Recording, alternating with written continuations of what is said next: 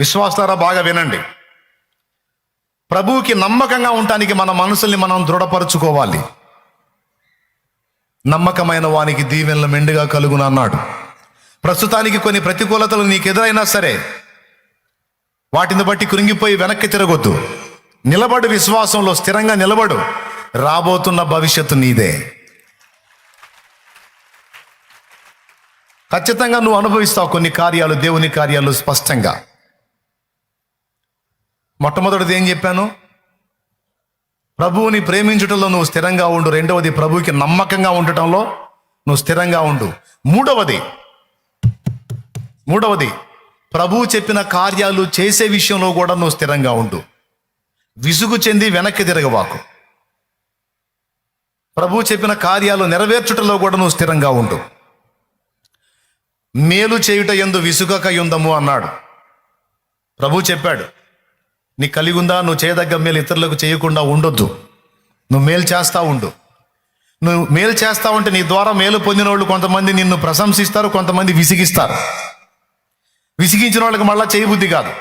అలాగని వెనక్కి తిరగొద్దు. నేను చెప్పాను కదా, విసుగాక మేలు చేయమన్నా, నువ్వు చేస్తా ఉండు.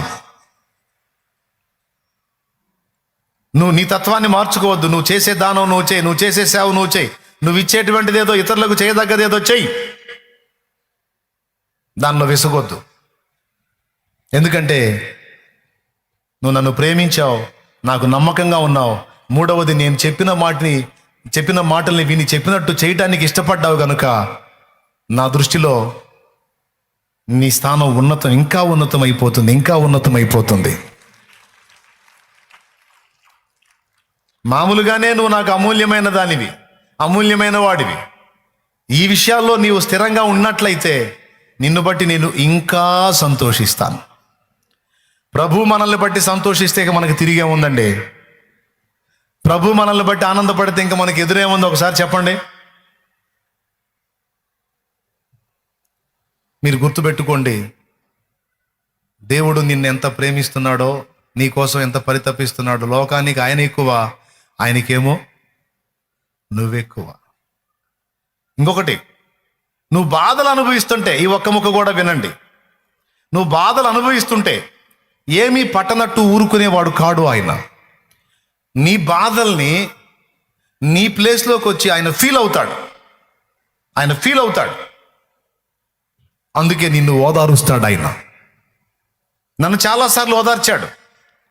చాలాసార్లు ప్రతికూలతలో నేను ప్రయాణం చేస్తాను, నా మనసు కృంగినప్పుడు దేవుని ముందుకెళ్ళి నేను కన్నీళ్లు పెట్టినప్పుడు దేవుడు చాలాసార్లు నన్ను ఓదార్చాడు. నేను ఎరుగుదును, నన్ను ధైర్యపరిచాడు. ప్రస్తుతం నువ్వు అనుభవిస్తున్న కలతలను బట్టి కృంగిపోవద్దు. నీ ముందు సిద్ధపరిచినటువంటి కార్యాలు ఉన్నాయి. నువ్వు ధైర్యంగా ముందుకు సాగు, ధైర్యం తెచ్చుకో. ఈ పరిస్థితులు నీకు ఆటే కాలం ఉండవు. విశ్వాస పరీక్ష పూర్తయిన తర్వాత నీవు నా కార్యాలు, గొప్ప కార్యాలు చూడబోతున్నావు. ధైర్యంగా ఉండు, సాగు, ముందుకు సాగు, కృంగిపోవకని ఎన్నోసార్లు నన్ను ధైర్యపరిచాడు. మీకు తెలుసా, ఆయన మన సమస్యలో, మన శ్రమలో, మన ప్లేస్లోకి వచ్చి ఆయన మన వల్లే ఫీల్ అవుతాడని మీలో ఎంతమంది గుర్తించారు? దానికి